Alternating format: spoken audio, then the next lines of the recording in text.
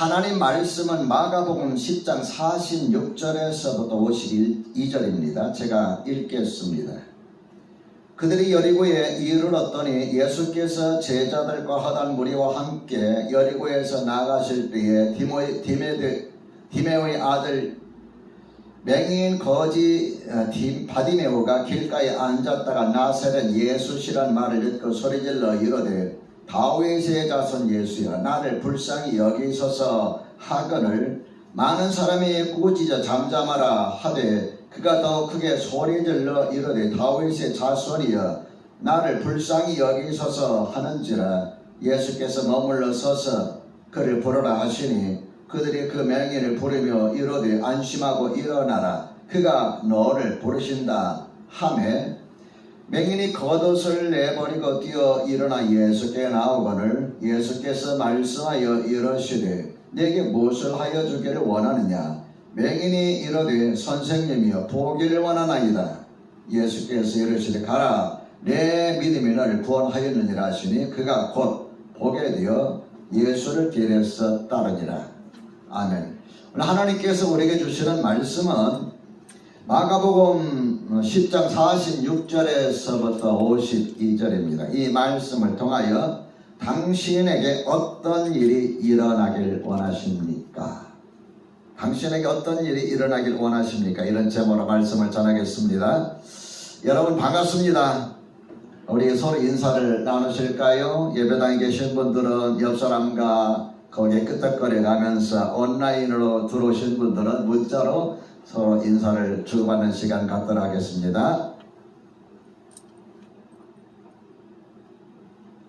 요즘에는 이제 문자로 인사가 빨리 들어오는 편이에요. 옛날에는 늦게 들어왔는데 아주 재빠르게 들어옵니다. 여러분 모두 한 주간도 건강하시길 우리 주님 이름으로 축원합니다. 건강한 한 주, 은혜로운 한 주, 승리하는 한 주, 기쁨이 있는 한 주, 찬양이 넘치는 한 주, 감사가 있는 한 주가 되시기를 우리 주님 이름으로 다시 한번 축복합니다.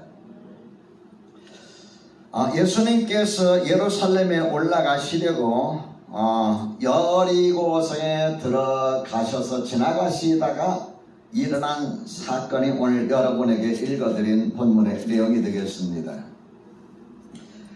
지난 주일날 앞부분에 대한 말씀을 제가 드렸어요. 여러분이 드렸죠. 세베대의 아들 야고보와 요한이 주님께 나와서 주님 우리가 주님 앞에 긴히 드릴 말씀이 있는데요. 그래 무엇이냐? 주님께서 꼭 들어주셔야 됩니다. 주님의 나라 임하실 때 하나는 주의 우편에 하나는 주의 좌편에 앉게 하여 주옵소서. 이런 요청을 했을 때 주님께서 그들에게 마지막 주셨던 메시지가 뭐였습니까? 너희 중에 누구든지 크고자 하는 자는 너희를 섬기는 자가 되고 너희 중에 누구든지 으뜸이 되고자 하는 자는 모든 사람의 종이 되어야 하리라. 그러시면서 인자가 온 것은 섬김을 받으려 함이 아니라 도리어 섬기려 하고 자기 목숨을 많은 사람의 대성물로 주려 함이라. 이런 말씀을 남기셨습니다. 지난 한 주일 동안 여러분 살아가면서 섬김을 실천해 보셨는지요? 제 안에도 제 스스로를 보면은 높아지고자 하는 마음이 무의식 중에 깔려 있어요. 의식 중에는 자꾸 그것을 제가 자제하려고 하는데 무의식 중에 그런 마음이 있더라고요. 높아지려는 마음, 또 남으로부터 섬김을 받고자 하는 마음. 근데 여러분 그런 마음 없나요? 그런 마음이 없으신 분 참 대단한 분이에요. 이 말씀, 이 사건이 있은 다음에 예수님께서 제자들을 데리고 여리고성에 들어가셨다가 여리고성에서 나가실 때에 갑자기 여리고 성문에 앉아서 구걸하던 거지 맹인 디메오의 아들 바디메오라는 사람이 큰 소리를 지르는 거예요. 그 큰 소리 지르는 내용이 뭐냐면은 다윗의 자손 예수여 나를 불쌍히 여기소서. 구걸하던 사람이 갑자기 예수님 지나가고 예수님 지나갈 때 같이 따라가는 그 무리를 향해서 소리를 지르니까 사람들이 놀랬을 거 아닙니까? 사람들이 놀래니까는 이 바디메오를 향해서, 소경 바디메오를 향해서 꾸짖었어요. 야, 조용히 좀 하라, 잠잠하라, 야단쳤어요.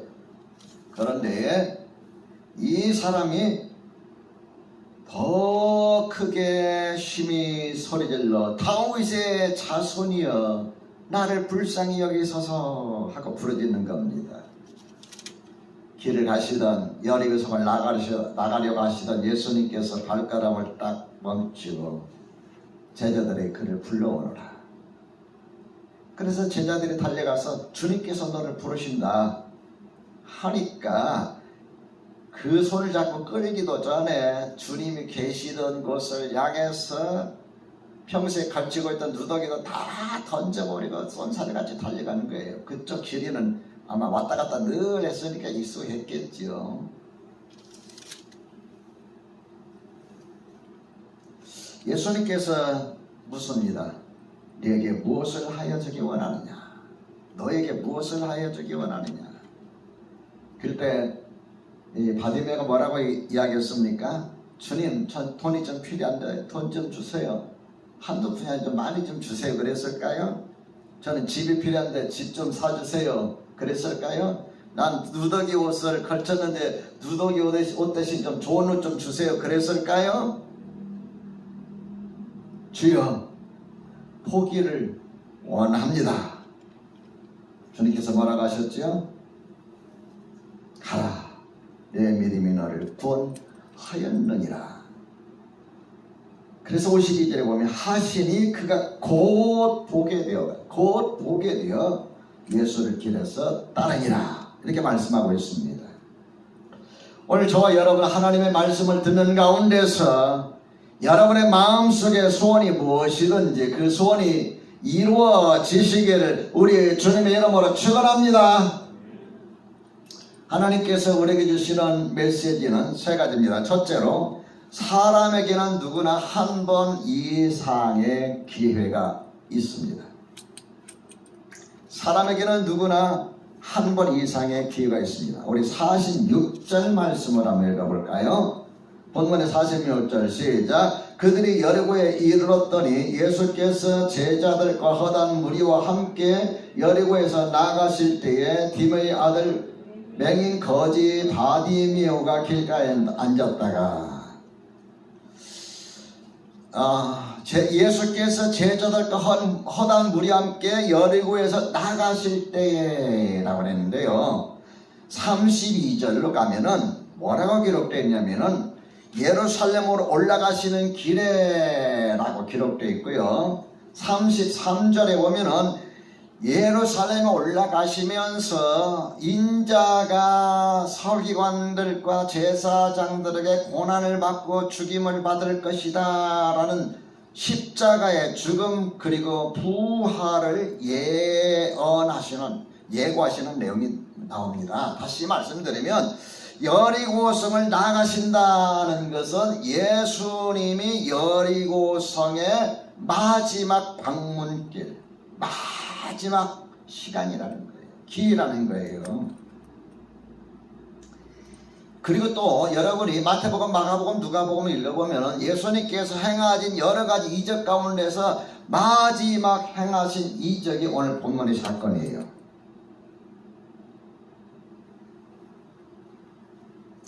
바디메오는 길가에 앉았다가 47절을 우리가 말씀을 한번 볼까요? 47절에 길가에 앉았다가 나사렛 예수시란 말을 듣고 소리질러 그랬어요. 얼마나 간절했으면 예수시란 말을 듣고 소리를 질렀을까요?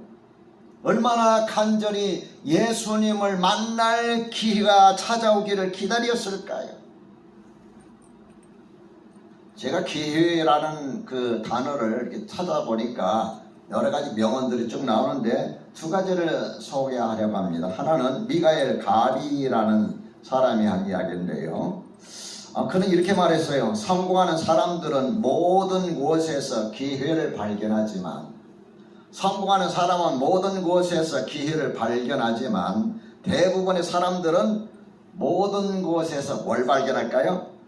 마치는 사람. 대부분의 사람들은 모든 곳에서 무엇을 발견할까요? 마치는 사람 올려주세요. 안 되는 이유. 물론 맞죠. 안 되는 이유죠. 안 되는 이유. 뭘까요? 올려주세요. 인터넷에. 대부분의 사람들은 모든 곳에서 무엇을 발견한다 그랬는데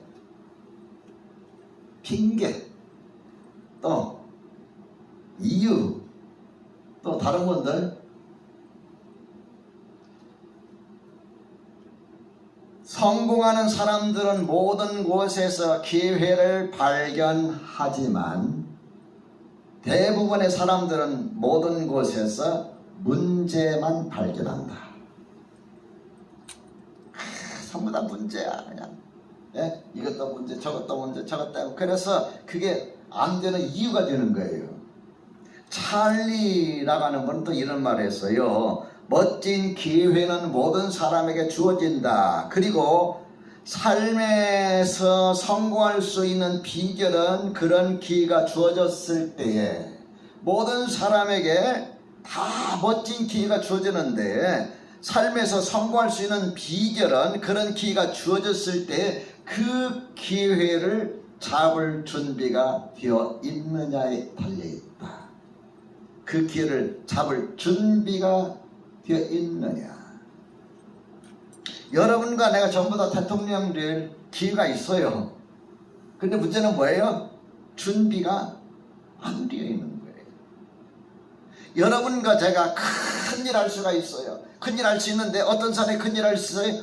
준비되어 있는 사람이에요. 여러분, 나에게는 기회가 없다고 생각하시면 안 됩니다. 일생에 단 한 번이라도 기회가 있어요. 그리고 제 믿기는 여러분의 앞길에도 한 번 이상 기회가 주어지는 걸 믿습니다.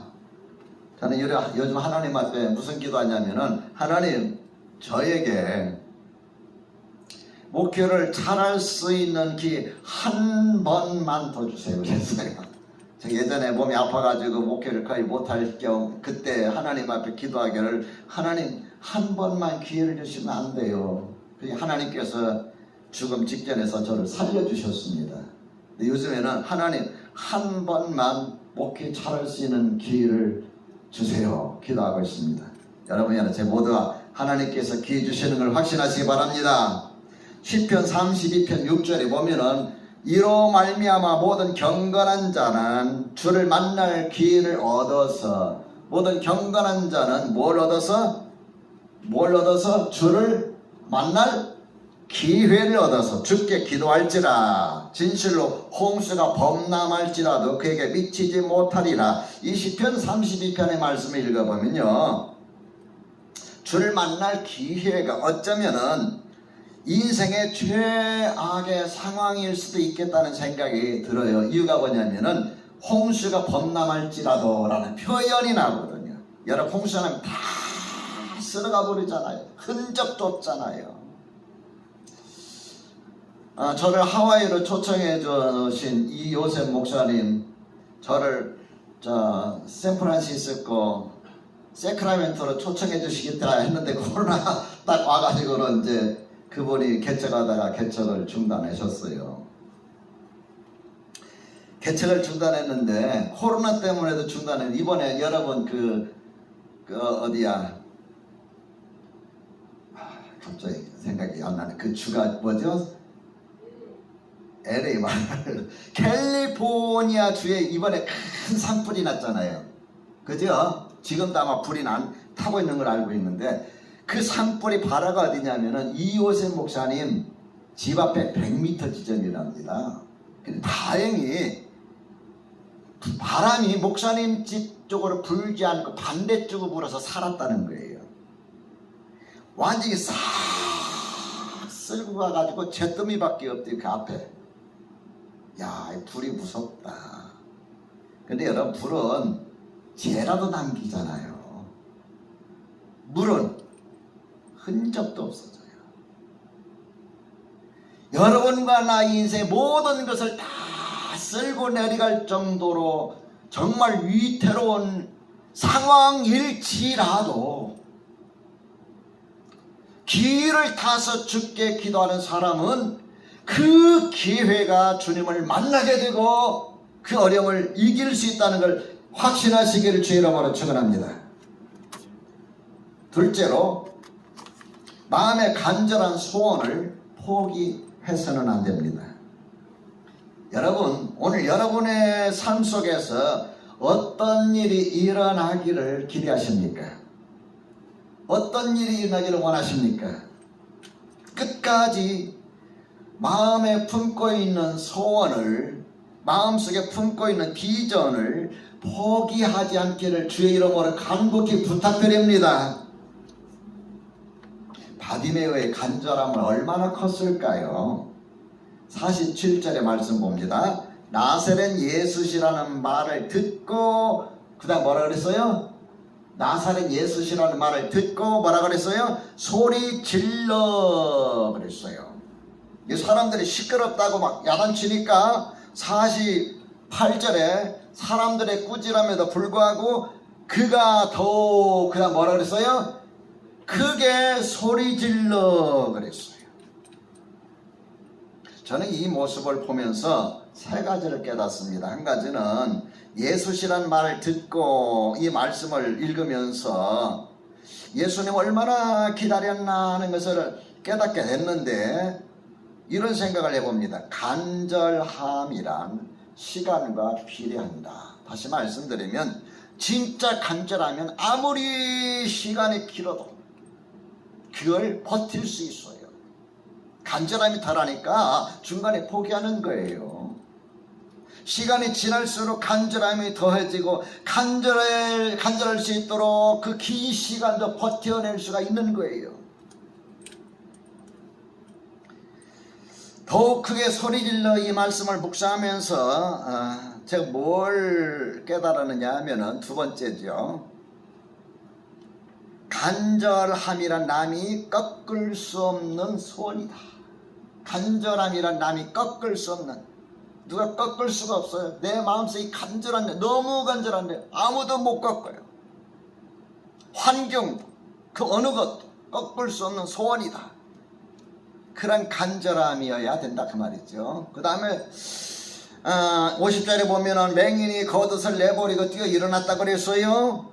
그래서 이 세 번째 제가 깨달은 게 뭐냐면은 간절함이란 다른 무엇도 어떤 것도 포기할 수 있는 그 무엇이다. 어떤 것도 무엇도 다 포기할 수 있는 그 무엇이 간절합니다. 우리가 목사님 난 이것 때문에 저것 때문에 하는 사람은 포기할 수 없는 게 그만큼 간절하지가 않은 거예요. 우리 대부분의 마음에는 소원이 있지만 간절함이 부족합니다. 시편 63편에 보면은 다윗의 이야기가 나와요. 시편 63 써놓고 그 다음에 가로쳐가지고 유다 광야에 있을 때라 그랬어요. 다윗이 왜 유다 광야에 있었을까요? 바람 쐬러 나갔을까요? 저처럼 캠핑하러 나갔을까요? 사울을 피해서 도망다니는 도망자의 신세였을 때, 참으로 인생이 내일이 어떻게 될지 모르는 그런 상황이 있을 때, 그런 상황입니다. 1절에 이렇게 말하고 있습니다. 하나님이여 주는 나의 하나님이시라. 내가 간절히 주를 찾되 물이 없어 마르고 황폐한 땅에서, 물이 없어 마르고 황폐한 땅에서 내 영혼이 주를 갈망하며 내 육체가 주를 앙모하나이다 그랬어요. 내가 간절히 주를 찾되 내 영혼이 주를 갈망하며 내 육체가 주를 앙모하나이다.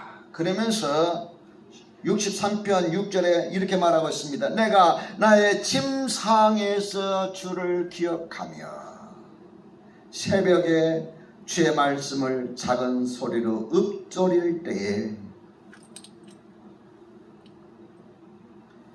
7절의 말씀 보면은 주는 나의 도움이 되셨으니라.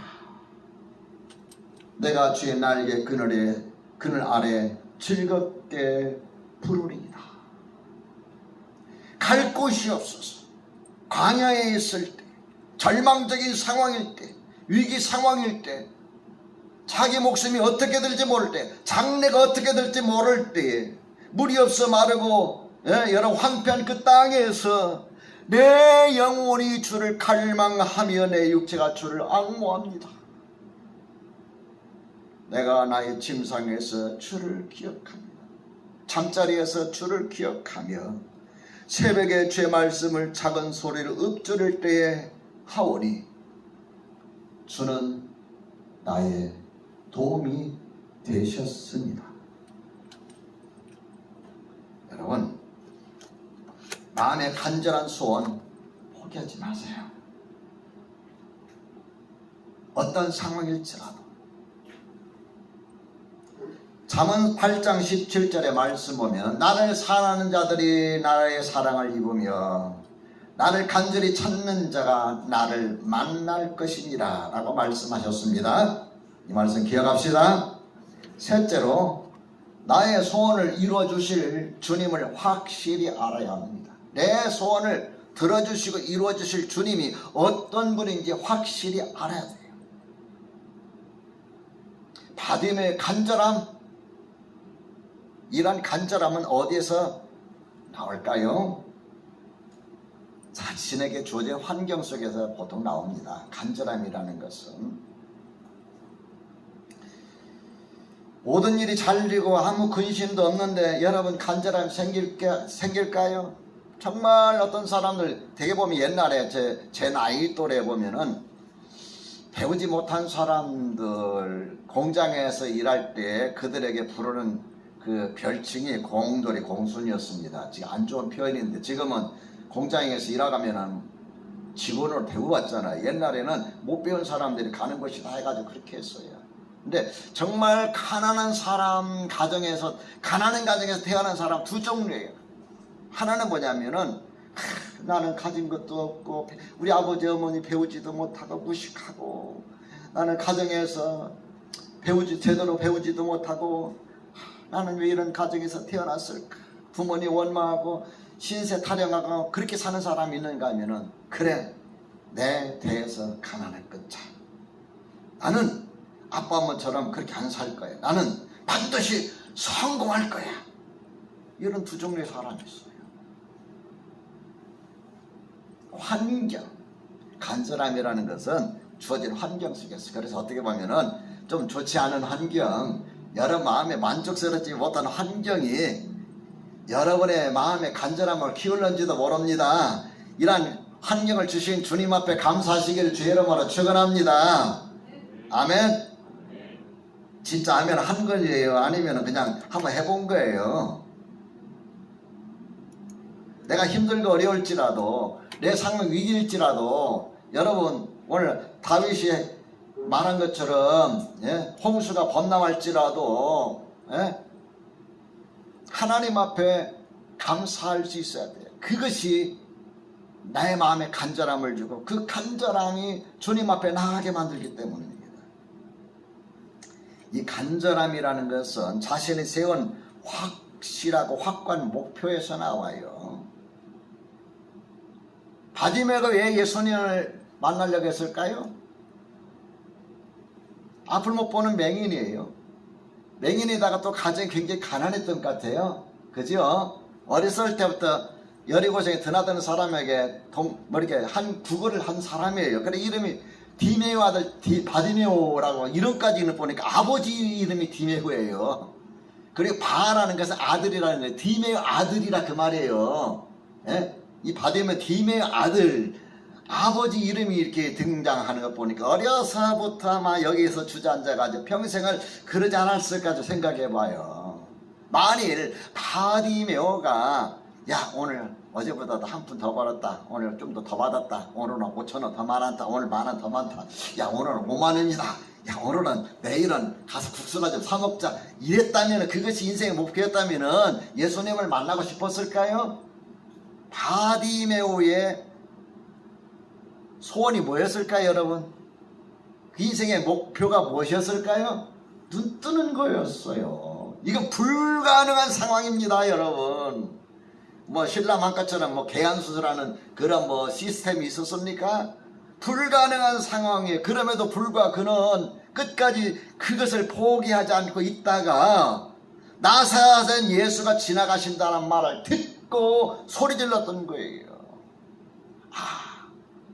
기회라는 것은 준비되어 있는 사람에게 찾아오는구나. 확실한 목표를 가지고서 기다리는 사람, 준비하는 사람 되시기를 주의 이름으로 축원합니다. 지난번 도쿄 올림픽 여러분 보셨습니까? 그 도쿄 올림픽에 펜싱을 좀 유심하게 좀 봤는데요. 제가 중학교 고등학교 때 검도를 좀 배우고 싶었는데 제가 살던 지방 도시에는 검도하는 데가 없었어요. 그래서 합기도를 좀 배우려고 검도를 배우려고 합기도장을 찾아갔는데 검도는 안 배워서 맨날 뭐 이 작기만 보여줘서 합기도를 몇 개월 하다 그만뒀어요. 그래서 이 검도를 제가 참 배우진 않는데 언젠가 배워야 되겠다는 마음이 든데, 그래서 제가 이제 펜싱을 아주 이렇게 유심히 관찰하면서 봅니다. 도쿄올림픽에서 펜싱 부분에 동메달을 땄던 선수 가운데 박상경이 있어요. 혹시 기억하나요? 동메달을 땄어요. 동메달을 따고 나서 30분을 엉엉 울었답니다. 동메달이 감격스러운 것이 아니라 그 박상경이 2016년 리우에서 올림픽 열렸을 때에 굉장히 우리 그 TV나 인터넷 매체 많이 올라온 그 내용이 뭐냐면은 할 수 있다 하는 그거였어요. 금메달 결정전에서 9대 13대로 지고 있었습니다. 3분 남겨놓고 그러다가 10대 14로 그 다음에 15대 14로 역전승을 했어요. 역전승을 했는데 그가 그때마다 뭐라고 주먹을 거렸느냐 하면은 나는 할 수 있다, 나는 할 수 있다, 나는 할 수 있다. 그것이 방송에도 흘러나왔어요. 그래서 그 선수 이름이 나는 할 수 있다 선수예요. 금메달을 땄어요. 상상하지 못한 역전승을 거두면서 금메달을 땄어요. 그리고 이번에는 뭘 땄느냐 하면은 동메달을 땄어요. 어떤 게 더 감격스러울까요? 금메달일까요? 동메달일까요? 금메달이겠죠. 근데 이 선수는 리오 올림픽에서 딴 금메달보다 이번에 딴 동메달이 너무 감격스러웠다는 거예요. 그 이유가 뭐냐고 제가 쭉 인터뷰한 내용들을 어제 신문에서 읽어봤는데, 동메달을 따고 나서 지독한 슬럼프에 빠져버린 거예요. 불안하고, 그래서 또 잠도 제대로 못하고, 더군다나 할 수 있다 할 수 있다 해가지고 땄는데 그것이 막 신드롬이 돼가지고 자 박상경이 봐라 박상경이 봐라 하는데 그 위에 나가는 대회마다 이게 잘 안 되는 거예요. 그래서 막 포기 직전까지 갔던 겁니다. 해야만 한다는 이 부담감이 너무 컸어요. 이번에도 반드시 금메달을 따야 된다, 해야만 한다, 할 수 있다 했으니까 또 보여줘야 할 거 아니에요. 그게 너무나 압박감이 컸다는 거예요. 압박감이 얼마나 컸는지 보니까 한 번에 진통제 5알씩 하루에 15알 먹으면서 대회 나갔답니다. 진통제를 먹으면서. 그런데 그가 이런 이야기를 했어요. 할 수 있다 해서 해야만 한다는 이 부담감이 너무 컸는데 해야만 한다는 부담감을 딱 내려놓으니까, 해야만 한다는 부담감을 내려놓으니까 마음에 자유함이 있고, 그래서 내가 동메달을 딸 수 있었다. 그 이야기를 쓴 거 보면서 야 그렇구나. 확고한 목표가 있는데 그 목표에 너무 집착을 하다 보면 스트레스가 돼요. 해야만 한다는 것이 너무 크게 다가오는 거예요. 그래서 자기는 할 수 없는데 해야만 한다. 그 어떻게 될까요? 못하. 이게 막 스트레스, 병이 오는 거예요. 불안하고 잠도 안 오고, 장래를 생각하면 앞이 암담하고, 내가 동메달이나 딸 수 있을까? 금메달인데 세계 1위인데 밀리나고 뭐 이런 거 생각해 보세요. 내려놓으니까 되더라. 여러분, 우리가 확고한 목표를, 인생의 확고한 목표를 갖는 것도 중요하지만 그것을 내가 이룰 수 없을 때는 주님께 내려놓고 맡기면서 나아갈 때, 포기하는 게 아닙니다. 그건요, 나아갈 때 주님께서 이루게 하시는 걸 믿으시기 바랍니다. 간절함이 어디서 나올까요? 가장 중요한 게 있어요. 주님을 내가 알게 될 때, 주님을 내가 온전히 알게 될 때에 간절함이 생기는 거예요. 자, 여러분, 바디메오는 예수님을 부를 때 뭐라고 불렀나 볼까요? 47절에 47절 바디메오는 주님을 뭐라고 불렀나요? 예? 47절에 다윗의 자손 예수여 그랬죠? 다윗의 자손 예수여. 48절에 더 크게 소리 지르면서 뭐라고 그랬어요? 다윗의 자손이여. 나의 눈을 뜨게 해주실 분이 누구라고요? 다윗의 자, 그냥 예수가 아니에요. 다윗의 자손 예수여. 다윗의 자손이여. 이건 뭐냐면은 예수님을 메시아로 고백하는 고백입니다.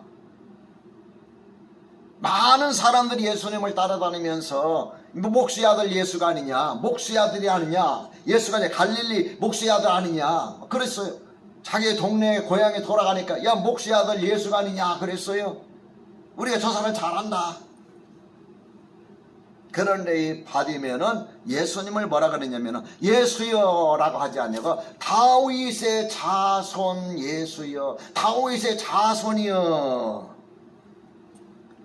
하나님, 나는 당신이 하나님께서 보내신 자 메시아인 것을 믿습니다. 당신은 나를 구원하실 자인 걸 믿습니다. 당신은 나를 도우실 자인 걸 믿습니다. 당신은 나의 눈을 뜨게 해주실 분인 걸 내가 믿습니다. 나는 당신의 그 능력을 믿습니다. 그 고백이라는 거예요.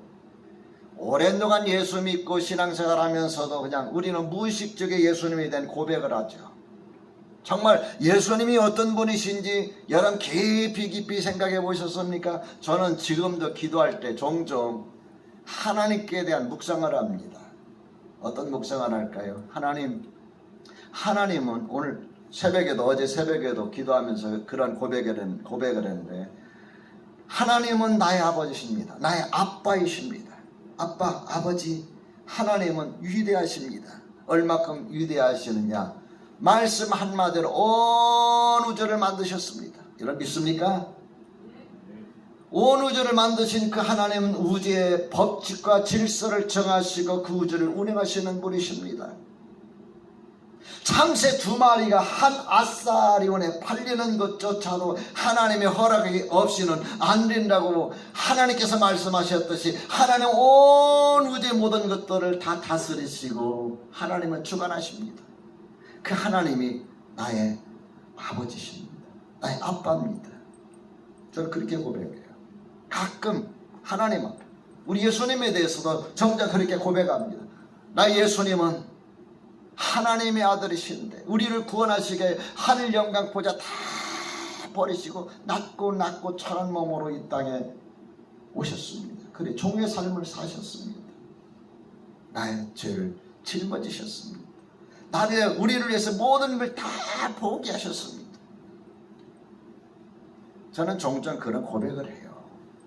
여러분, 하나님을 알아갈수록, 예수님을 알아갈수록, 성령님을 경험할수록 그 믿음이 확실해지고 그 마음의 소원에 대한 간절함이 더 크게 생기는, 왜? 그분을 통해서 얼마든지 내가 할 수 없는 것도 할 수 있다는 그런 마음이 나오기 때문입니다. 바디메오의 믿음은 예수님을 직접 보지 못했지만 귀로 들었지만은 내가 기다리던 그분이 바로 나사렛 예수시다는 거 확실함을 가지고 있다는 걸 기억하시고, 오늘도 여러분과 내가 고백하는 예수님이 어떤 분이신지를 다시 한번 생각하면서 그 주님을 붙드시기를 주님의 이름으로 축원합니다.